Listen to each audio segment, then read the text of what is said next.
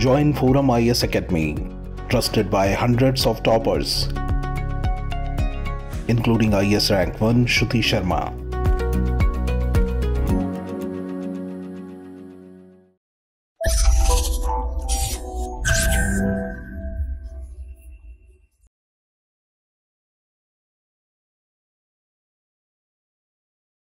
Hello friends, this is Gautam Pandey coming up with the next round of New Simplified. In this video we will discuss about section 153A of IPC और साथ ही साथ ये भी समझेंगे it's use and misuse से related important बातों को discuss करेंगे.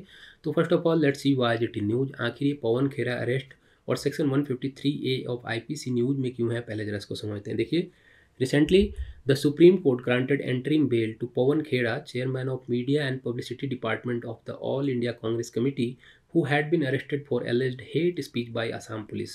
Means हाल ही में सुप्रीम कोर्ट ने ऑल इंडिया कांग्रेस कमेटी के मीडिया चेयरमैन पवन खेड़ा को एंट्रीम बेल मीन्स अग्रिम जमानत दे दी है, जिन्हें असम पुलिस ने हेट स्पीच के मामले में अरेस्ट किया था. So according to Assam police, mister Khera को आईपीसी के जो इंडियन पिनल कोड है उसके सेक्शन 153A के अकॉर्डिंग अरेस्ट किया गया था.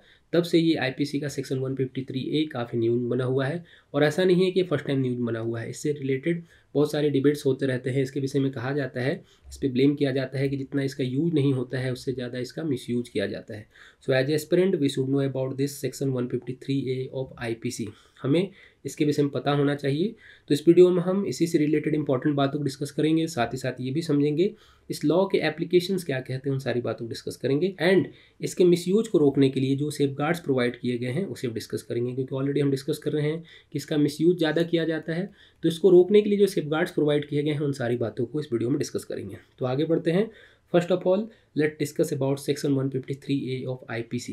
ये सेक्शन 153A ऑफ आईपीसी क्या कहता है, व्हाट द लॉ सेज, क्या कहता है ये कानून, पहले उसको जरा डिस्कस करते हैं. So according to section 153A of IPC, promoting enmity between different groups on ground of religion, race, place of birth, residence, language, etc. and doing act prejudicial to maintenance of harmony is a punishable offense. Means आप इसे ऐसे समझिए कि IPC के section 153A के according अगर कोई person different groups में एनिमिटी को प्रमोट करता है, मीन्स दुश्मनी को बढ़ावा देता है ऑन द ग्राउंड ऑफ धर्म, जाति, जन्म स्थान, निवास स्थान आदि के आधार पर, और इसके साथ ही हार्मोनी को मीन्स सामाजिक सद्भाव को बिगाड़ने का कार्य करता है, तो इसे दंडनीय अपराध माना जाएगा सेक्शन 153A के अकॉर्डिंग.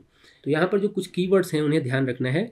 यहाँ पे कीवर्ड्स हैं उन्हें समझना जरूरी है. देखिए यहाँ पे यूज किया गया है word different groups. Means different groups के बीच में एनिमिटी को प्रमोट करने पर, मीन्स ऐसा नहीं है कि कोई पर्सन दो लोगों के बीच में, मान लीजिए कोई पर्सन X है और पर्सन A वर्सेज B है, इनके बीच एनिमिटी को प्रमोट करता है तो उसे पे 153 को इम्पोज कर दिया जाएगा. ऐसा नहीं होगा. एंड ग्राउंड क्या होना चाहिए, ग्राउंड होना चाहिए religion, race, place of birth, language, etc. Means different groups में, ये पॉइंट याद रखिएगा, मीन्स दो कम्युनिटी के बीच में हो सकता है, दो समूहों के बीच में हो सकता है, मीन्स पर्सन पे, इंडिविजुअल पे एप्लीकेबल नहीं होगा. यहाँ पर ध्यान रखना है. एंड इसके साथ ही इंपॉर्टेंट बात क्या है कि इसके साथ ही जो हार्मोनी है उसे डिस्ट्रॉय करने का एक्ट भी करे, तभी पुलिस उस पर 153A को इम्पोज कर सकती है. मीन्स ऐसा नहीं है कि किसी पर्सन ने अपने थॉट में प्लान बना लिया कि भाई दो कम्युनिटी के बीच में वहाँ पर क्लैसेज कराने हैं तो पुलिस उसे अरेस्ट कर लेगी. उससे रिलेटेड अगर कोई एक्ट करता है, क्योंकि वर्ड यूज किया गया है डूइंग एक्ट, मीन्स इससे रिलेटेड अगर कोई एक्ट करते हैं तभी पुलिस उस पर सेक्शन 153A को इम्पोज कर सकती है. एंड यहाँ पर ये ध्यान रखना है कि अगर किसी पर्सन पे सेक्शन 153 के अकॉर्डिंग क्राइम को इम्पोज किया जाता है, उस पर इम्पोज किया जाता है, उस कन्विक्टेड हो जाता है, तो उसको सज़ा क्या मिलेगी, उसे सज़ा मिलेगी 3 ईयर का इम्प्रिजमेंट. ये पॉइंट याद रखिएगा. और विथ फाइन और विथ बोथ. मीन्स या तो 3 ईयर की सज़ा हो सकती है, इम्प्रिजमेंट हो सकता है, फाइन भी हो सकती है, या फिर दोनों चीज़ एक साथ हो सकती हैं. तो ये पूरा का पूरा इसमें प्रोविज़न किया गया है. अगर हम इसकी हिस्ट्री की बात करते हैं कि सेक्शन 153A की हिस्ट्री क्या है, इसे कब शामिल किया गया, कहाँ से आया, तो देखिए इसे 1898 में, ये पॉइंट याद रखिएगा, 1898 में इंडियन पिनल कोड में ऐड किया गया था. मीन्स जो ओरिजिनल आईपीसी था 1860 उसमें ये शामिल नहीं था. इसे शामिल कहाँ गया है, 1898 में जाकर इसे ऐड किया गया है. तो यही है आईपीसी का सेक्शन 153A, जिसके अकॉर्डिंग पवन खेड़ा को अरेस्ट किया गया था एंड सुप्रीम कोर्ट ने उन्हें इंटरिम बेल भी दे दिया है.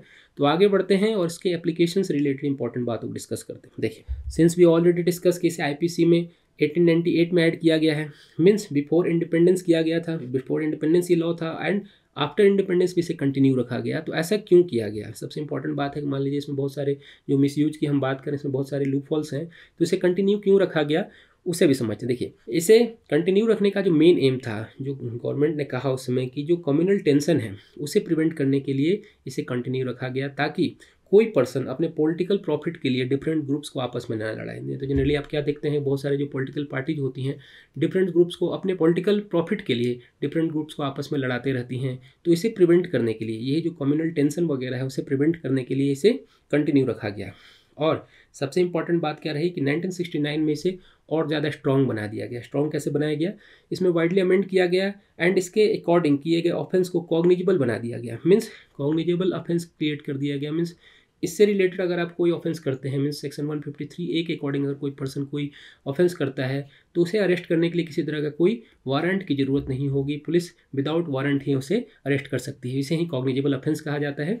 एंड करंट सिनेरियो में हमने देखा कि पवन खेड़ा को इसी के मामले में अरेस्ट किया गया। मीन्स उनके पास किसी तरह का कोई अरेस्ट वारंट नहीं था, फिर भी पुलिस ने पवन खेड़ा को फ्लाइट से उतार कर अरेस्ट कर लिया था। तो देखिए, इससे रिलेटेड जो हम बात कर रहे हैं सेक्शन 153A की, आईपीसी में प्रोविजन तो बहुत अच्छे किए गए हैं, बट इसका मिसयूज काफ़ी किया जाता रहा है, क्योंकि इसे इम्पोज करने के लिए गवर्नमेंट से प्रायर सेंक्शन की ज़रूरत होती है। मीन्स ऐसा नहीं है कि पवन खेड़ा को अरेस्ट करने के लिए पुलिस डायरेक्ट चली गई होगी, उससे पहले पुलिस को वहाँ की गवर्नमेंट से परमिशन लेना पड़ा होगा, सैंक्शन लेना पड़ा होगा। तो हमेशा ही ये क्लेम किया जाता है कि जो गवर्नमेंट होती है अपने जो अगेंस्ट पार्टी के लोग होते हैं या जो अगेंस्ट द गवर्नमेंट लोग बातें करते हैं उन पर सेक्शन 153A को इम्पोज कर देती है। तो इससे रिलेटेड बहुत सारी बातें होती रहती हैं, उसे अरेस्ट कर लिया जाता है, लोगों को मेनली कहा जाता है कि मिसयूज किया जाता है।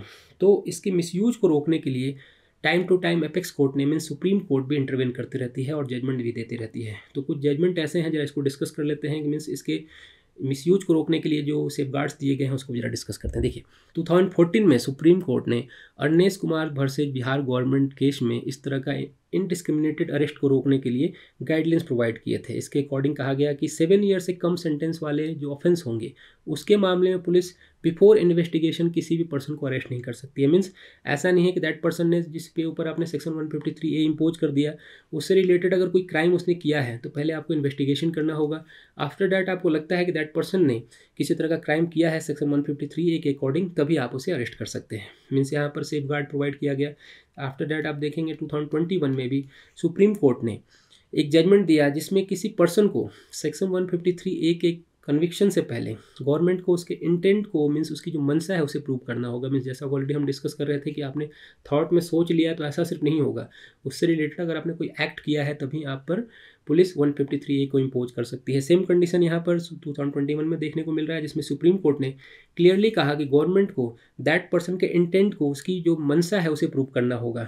मीन्स अगर किसी ने कोई स्टेटमेंट दे दिया है जिसके कारण दो ग्रुप्स के बीच में एनिमिटी हो सकती है, बट उसका स्टेटमेंट देने से पहले उसका इंटेंट ऐसा था या नहीं था, गवर्नमेंट को उन्हें प्रूव करना पड़ेगा। मीन्स आप डायरेक्टली ऐसा नहीं बोल सकते कि आपने ही ऐसा किया है, आपको ये प्रूव करना होगा कि उस दैट पर्सन का इंटेंट ऐसा ही था। क्योंकि करंट सिनेरियो में आप क्या देखते हैं, बहुत सारे पॉलिटिकल पार्टी के लोग बहुत सारे स्टेटमेंट देते रहते हैं, तो इस तरह तो बहुत सारे लोगों पे इस तरह का मामला दर्ज हो सकता है।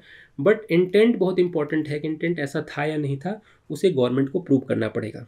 मीन्स गवर्नमेंट और पुलिस आईपीसी के सेक्शन 153 का मिसयूज नहीं कर सकती है, ऐसा इनडायरेक्ट फॉर्म में सुप्रीम कोर्ट ने बातें की थी। बट इंपॉर्टेंट बात क्या है कि करंट सिनेरियो का अगर डेटा के अकॉर्डिंग अगर हम बात करते हैं तो बहुत सारे डेटा ऐसे हैं जिसमें ऐसा कहा गया है कि लार्ज स्केल पर सेक्शन 153A का मिसयूज किया जाता है। अकॉर्डिंग टू अगर हम NCRB की ही बात करते हैं तो एक डेटा से रिलेटेड बात करें तो देखिए, इसमें कहा गया NCRB के डेटा के अकॉर्डिंग 2014 में ओनली 323 मामले दर्ज किए गए थे, केस फाइल किए गए थे सेक्शन 153A के अकॉर्डिंग।